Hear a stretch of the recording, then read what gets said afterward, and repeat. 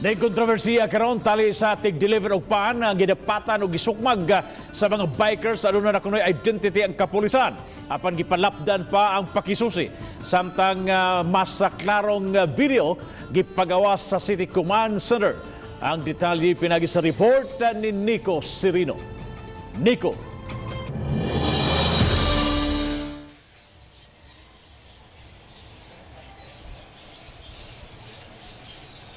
Yes, Bob, gipakita karon sa taga-command center ang sumpay ni atong video nga kuha sa ilang CCTV cameras kundi dunay laing tawop sa diay nga giduol ni atong grupo sa mga bikers.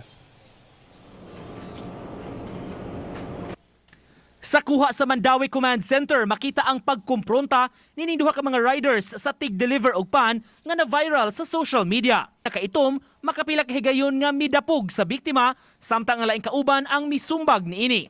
Human sa hitabo, ang mga bikers uban ang mga babae nga ilang kauban mipadaplin sa sidewalk. May giduol sila nga usa ka lalaki nga naggunit sa iyang cellphone. Giistoryahan nila kini hangtod nga miabot sa punto nga gigunitan una nila ang cellphone sa lalaki.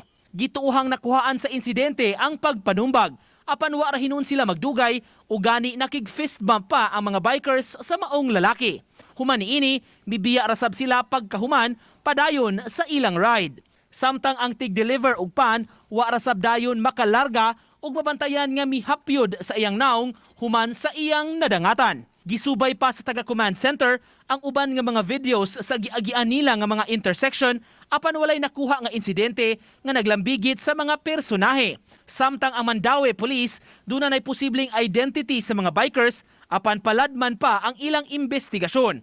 Bukas sila kun mudangop sa ilang habig ang mga nalambigit. Ang iyahang description, sa iyahang name, sa iyahang face, we have that already and naa sa tay name. So ang kulang na lang nato ang pag-link na lang sa ang name o ang iyahang feature, iyahang facial, ang iyahang description o maubag dito siya. Samtang human migawas ang tabi-tabi nga nalambigit sa usa ka Mandaue City Councilor ang mga bikers, adunay katin-awan ang opisyal. Gihimakak ni Konsehal Cynthia Cinco Remedyo nga iyang anak ang maong babay ug umagad kadtong nanuntok. Ang anak sa same time sila o ang iyang partner dito na sila dalaw nagbike na ay nagsaksi anak nila.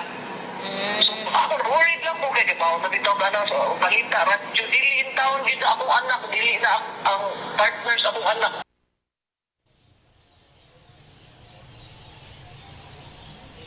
Padayong pahimangno karon sa mga otoridad bab nga kung di good kalikayan kini mga traffic altercation nga mas maayong ipabilin gud gihapon ang kabugnaw sa ulo ug dili magpalabi ang emosyon ning maong mga panghitabo. Bob, Salamat Nico Sirino sa imong live report.